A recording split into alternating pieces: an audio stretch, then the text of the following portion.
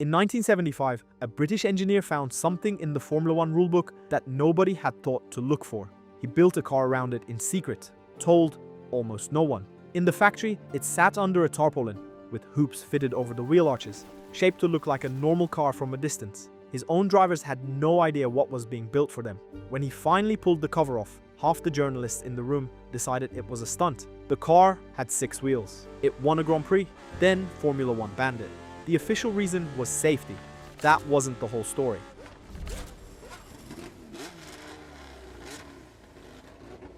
By the mid-1970s, the vast majority of Formula One teams were running the same engine and the same gearbox. The cars looked different on the outside. Underneath, they were nearly identical. Derek Gardner was Tyrrell's chief designer, the man behind 2 of Jackie Stewart's world championships. He could see what was happening. When everyone shares the same hardware, the gaps between teams get very small and stay there. You stop finding time in the engine bay and start looking everywhere else. Gardner looked at the front tires. In a Formula One car, the front tires sit outside the front wing, exposed, sticking out into the airflow at racing speed. 2 large rubber columns hitting the air at 200 kilometers an hour on every lap, generating drag that bled performance the car didn't have to lose. Nobody had fixed it because the solution was obvious and seemed impossible. Make the tires smaller, tuck them inside the wing. The drag disappears. Except a smaller tire has less contact patch, less rubber on the road, less grip, less braking. You solve one problem and create a worse one. Gardner sat with that for a while. What if you used 4 of them? 4 smaller wheels across 2 axles could match the contact patch of 2 full-size ones, but each wheel small enough individually to hide behind the front wing and disappear from the airflow entirely. The rulebook covered almost everything. It said nothing about how many front wheels a car could run. The regulations had never addressed it. Nobody had ever thought to ask.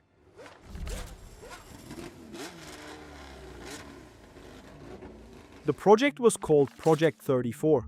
Gardner told almost no one. The car sat under a tarpaulin with hoops over the wheel arches so anyone walking past would see a normal silhouette. Even Tyrrell's drivers, Jody Scheckter and Patrick Depailler, had no idea what was being built for them. The one person outside the team Gardner told was Jackie Stewart. On a flight home from the 1975 South African Grand Prix, Gardner snuck into the first-class section of the plane and explained the concept. Stewart had a fit of choking. Gardner took that as a good sign. Goodyear, the only tire manufacturer left in Formula One at the time, supplying every team on the grid, had to manufacture a completely custom front tire from scratch. Smaller than anything the sport had ever used, built for one car, useful to nobody else. They agreed and kept quiet. Now, here's where it gets interesting. 4 smaller wheels tucked inside the front wing sounds clean in theory. In practice, it created problems that had never existed before in a racing car. When any car turns, the wheels on the inside of the corner follow a tighter arc than the outside ones. With 4 front wheels across 2 separate axles, both pairs needed different steering angles simultaneously, constantly adjusting through every corner, every chicane, every hairpin. Gardner's solution worked in fast, sweeping corners. In slow, tight ones, the geometry fought itself. The front end pushed wide, and the driver had to manage it rather than trust it. Brake balance was worse. A conventional car has 2 variables, front and rear. The P34 had 3, front axle, second front axle, rear, each fed by its own master cylinder. Because 4 front tires don't heat or wear at identical rates, that balance shifted constantly. If the first pair of front wheels locked before the second, the car's effective wheelbase shortened mid-corner. If the second pair locked first, it lengthened. The car was having an argument with itself through every braking zone. Depailler adapted. He found the rhythm of the car and worked with it. Scheckter never got there. He called the P34 the best car he'd ever driven. He also called it a piece of junk. He won in it and still hated it, which tells you more about the P34 than any lap time does. Gardner knew about every one of these problems before the car turned a wheel. He built it anyway. On certain circuits, smooth tarmac, long straights, fast corners, none of those problems would matter as much as what those hidden front wheels were doing to the air. He just needed to be right about which circuits he was, which is what made everything that came next both inevitable and preventable.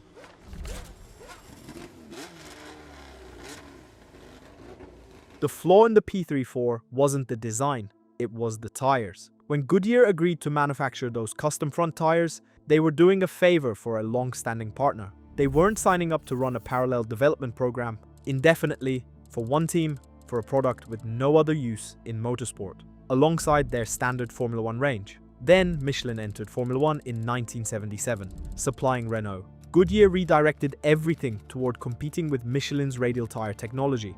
The custom fronts for the P34 stopped being a priority. They barely registered as a consideration. Through 1976 and into 1977, the standard Goodyear tire kept evolving. The rear tires on the P34 improved with the rest of the field.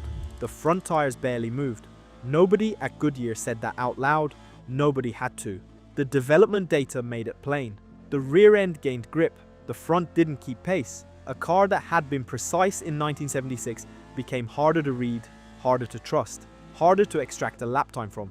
Tyrrell tried to address it with the revised P34B, wider front track, revised aerodynamics. It arrived carrying the equivalent of an extra adult passenger in dead weight over the minimum limit, and widening the front track pushed the small front wheels outside the shadow of the front wing. The aerodynamic advantage was accidentally deleted by the update designed to save it. By the end of 1977, it was over. The P34 wasn't beaten by a faster car or a smarter design, it was abandoned because a tire company had too many things to do.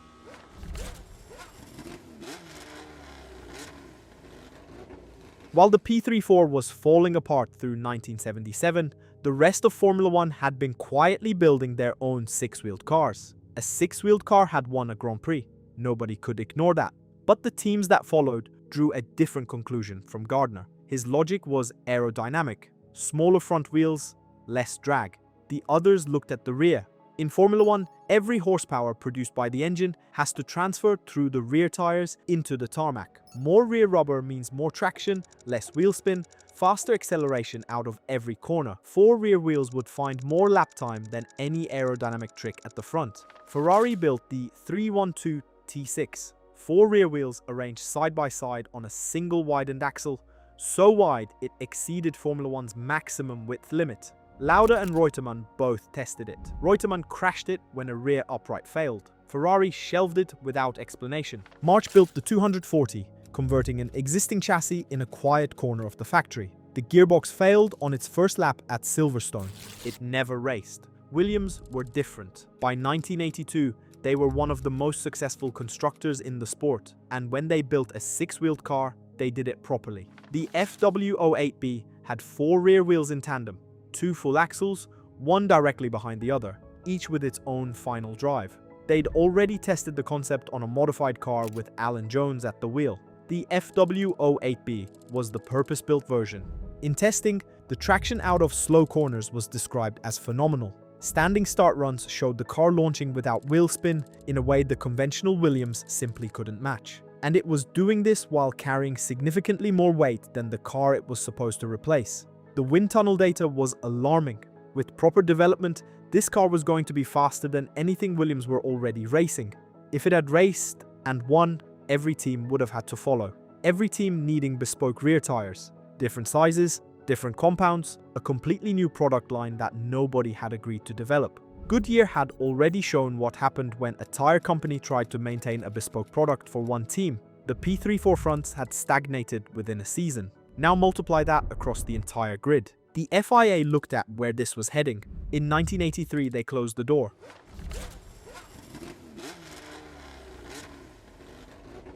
The official explanation was safety and cost. Both were real concerns. But the ban came in 1983, not 1977, when the P34 was still racing and the concept was at its most visible. It came 6 years later, after Williams had built something genuinely threatening and the data was circulating around the paddock. The timing matters. Between 1978 and 1982, ground effect aerodynamics had taken over Formula One. Teams discovered that shaping the underside of the car correctly could generate downforce that made everything else look marginal. In that context, Gardner's original logic, reduce front tire drag, go faster on the straights, had been partially overtaken. The 1983 regulations banned ground effect too, as part of the same overhaul that eliminated 6 wheels.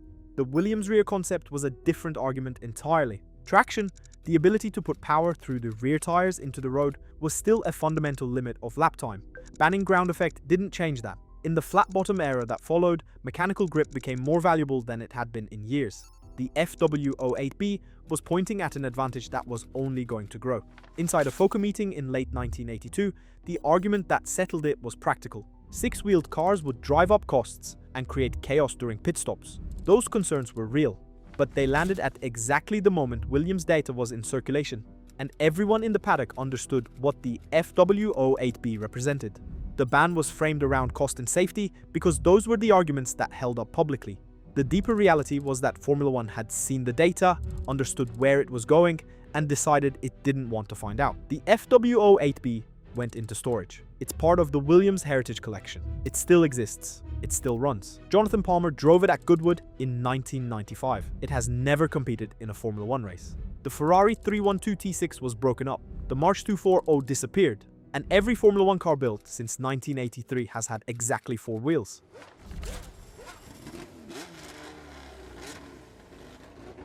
Jody Scheckter is the only driver in history to win a Formula One Grand Prix in a 6-wheeled car. That record isn't under threat. The regulations make it permanent. The P34 didn't fail because the concept was wrong. It failed because Michelin arrived in Formula One and pulled Goodyear's attention somewhere else, and a bespoke tire that served one team had no chance of surviving that.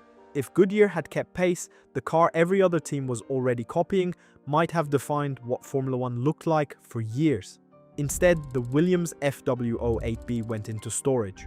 Formula One went back to looking exactly like it always had. 4 wheels, every car, every team, every race, except once.